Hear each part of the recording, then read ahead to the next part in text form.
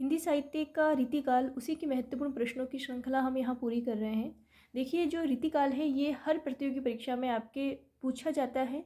अभी हाल ही में जो सेकंड ग्रेड का एग्ज़ाम हुआ है हिंदी से, उसमें भी रीतिकाल के प्रश्न आप देख सकते हैं। इसके अलावा हमारा जो सेकंड ईयर है, यानी कि आपका जो थर्ड सेमेस्टर है, उसमें आपकी संपूर्ण रीतिकाल लगा हुआ है। तो उसी के महत्वपूर्ण प्रश्नों को आज हम यहाँ हल कर रहे हैं। तो आपको इन प्रश्नों को साथ में वीडियो देखते हुए आपको अपने रजिस्टर में इनको नोट डाउन करना है। ये सभी प्रश्न आपकी परीक्षा की दृष्टि से बहुत महत्वपूर्ण हैं और बार बार परीक्षाओं में पूछे जाते हैं, चाहे वो कोई सा भी कंपटीशन एग्ज़ाम हो। अभी आप देख सकते हैं फर्स्ट ग्रेड है, सेकंड ग्रेड है, आरएस हैं, कॉलेज लेक्चरर हैं। तो उन सभी के अंदर अगर आपकी जो साहित्य से रिलेटेड एग्ज़ाम्स होते हैं, उन सभी के अंदर रीतिकाल से महत्वपूर्ण जो प्रश्न हैं वो सारे पूछे जाते हैं। तो ये सारे प्रश्न आपके लिए बहुत महत्वपूर्ण हैं। हमारा अगला प्रश्न है, कवि प्रिया के रचनाकार का नाम बताइए। तो आप सभी जानते हैं कि जो कवि प्रिया है वो आचार्य केशव दास ने लिखी है। और अगर हम केशव दास की बात करें तो केशव दास रीतिबद्ध काव्य धारा के आचार्य कवि हैं। न सिर्फ आचार्य केशव दास ने कवि प्रिया, बल्कि इन्होंने रसिक प्रिया, नखशिख, छंदमाला, विज्ञान गीता, जहांगीर जस चंद्रिका, रामचंद्रिका, रतन बावनी, वीर सिंह देवचरित्र ऐसी रचनाएं भी लिखी हैं। इनके काव्य के अंदर हमें नखशिख सौंदर्य, साहित्यिक ब्रज भाषा, इसके अतिरिक्त विभिन्न सारे जो छंद होते हैं उनका जो प्रयोग है इन्होंने अपने काव्य में किया है। छंदों के प्रयोग के कारण ही इनका जो ग्रंथ है रामचंद्रिका, उसे छंदों का अजायब घर कहा जाता है। यदि हम जो केशव दास है इनकी रामचंद्रिका की बात करें तो रामचंद्रिका अपने संवाद योजना के लिए प्रसिद्ध है और रामचंद्रिका के आधार पर ही इन्हें कठिन काव्य का प्रेत कहा जाता है। किसने कहा? आचार्य रामचंद्र शुक्ल ने। आपको ये बात भी ध्यान रखनी है कि आचार्य श्याम सुंदर दास और आचार्य गुलाब राय ने केशव दास को रीतिकाल का प्रवर्तक कहा है।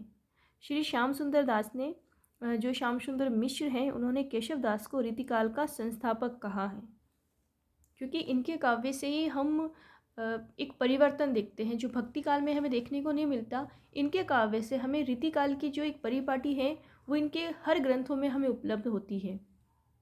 अगले प्रश्न की तरफ बढ़ते हैं। अगला प्रश्न है, भूषण के काव्य में कौन सा रस प्रधान है?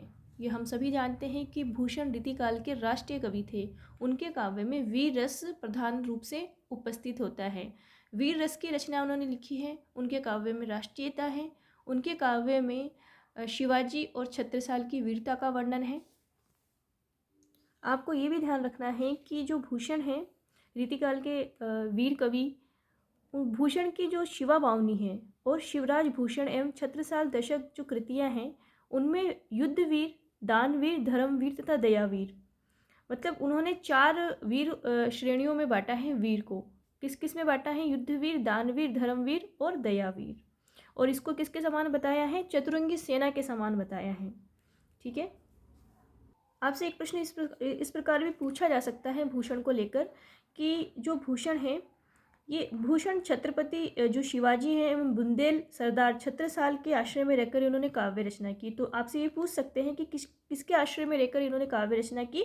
तो छत्रपति शिवाजी और बुंदेल सरदार छत्रसाल के आश्रय में रहकर इन्होंने काव्य रचना की और उन्हीं की वीरता का इन्होंने अपने काव्य के अंदर वर्णन किया है। और इनके 3 ग्रंथों को प्रमाणिक माना गया है: शिवराज भूषण, शिवा बावनी, छत्रसाल दशक।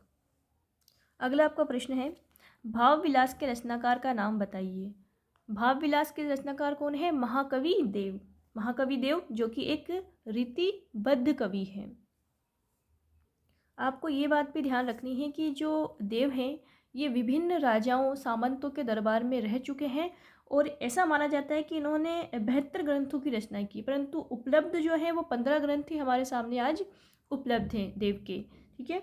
इसमें से हम अगर गिनाएं 15 ग्रंथों को तो भाव विलास है, अष्टयाम है, भवानी विलास है, कुशल विलास है, प्रेम तरंग है, जाति विलास है, देव चरित्र है, रस विलास भी इनका ग्रंथ माना गया है, प्रेम चंद्रिका है, इसके अलावा सुजान विनोद है, अब सुजान विनोद नाम देखकर आप ये मत समझना कि यहाँ पर ये घनानंद का काव्य है। सुजान विनोद भी इन्हीं का है।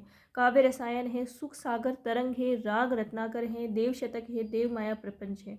तो इस प्रकार से इनके बहुत से ग्रंथों की इन्होंने रचना की है। यदि बिहारी और देव की तुलना अक्सर की जाती है तो बिहारी ने मात्र एक ग्रंथ लिखा है, पर उनके ग्रंथों उनका जो एकमात्र बिहारी सतसई है वो हर कोटि से श्रेष्ठ है। और अगर हम देव की बात करें तो उन्होंने 72 ग्रंथ लिखे हैं, लेकिन अगर हम देखें इनकी उसमें जो सामग्री होती है ग्रंथों के अंदर, वो दोनों को अगर समकक्ष रखा जाए तो वो समकक्ष नहीं है। माना कि इनके ग्रंथों की संख्या ज़्यादा है, इन्होंने 72 ग्रंथ लिखे हैं, परंतु बिहारी ने एकमात्र लिखी है बिहारी सतसई। तो हम साहित्य को क्वांटिटी से नहीं क्वालिटी से परखते हैं। और आप ये सभी जानते होंगे कि जो देव है ये रसवादी आचार्य है, यानी कि देव आचार्य कम है और कवि अधिक है। अगला आपका प्रश्न है, घनानंद के पदों में सुजान शब्द का प्रयोग किसके लिए हुआ है? देखिए, अगर लौकिक रूप में सुजान नामक घनानंद की प्रेयसी और अलौकिक अर्थ में श्री कृष्ण के लिए हुआ है, क्योंकि श्री कृष्ण के रूप में तो घनानंद ने बाद में श्री कृष्ण को अपना आराध्य देव माना है। प्रारंभ में तो वो सुजान नाम की जो एक नर्तकी थी उनसे इनका प्रेम था। उसके उपरांत ये वृंदावन आते हैं, वहाँ निम्बार्क संप्रदाय में दीक्षित होते हैं और श्री कृष्ण के प्रति इनका जो प्रेम है वो प्रकट होता है और वो अलौकिक रूप में प्रकट होता है। तो हम बात करें घनानंद की, घनानंद रीतिमुक्त काव्यधारा के प्रवर्तक कवि हैं, रीतिमुक्त काव्यधारा के हैं। इनके काव्य में स्वच्छंदता मिलती है, आत्म अभिव्यक्ति मिलती है। इनका काव्य हर तरह के बंधनों से मुक्त है। इनका काव्य रीतिकाल की रीतिमुक्त काव्यधारा के अंदर आता है।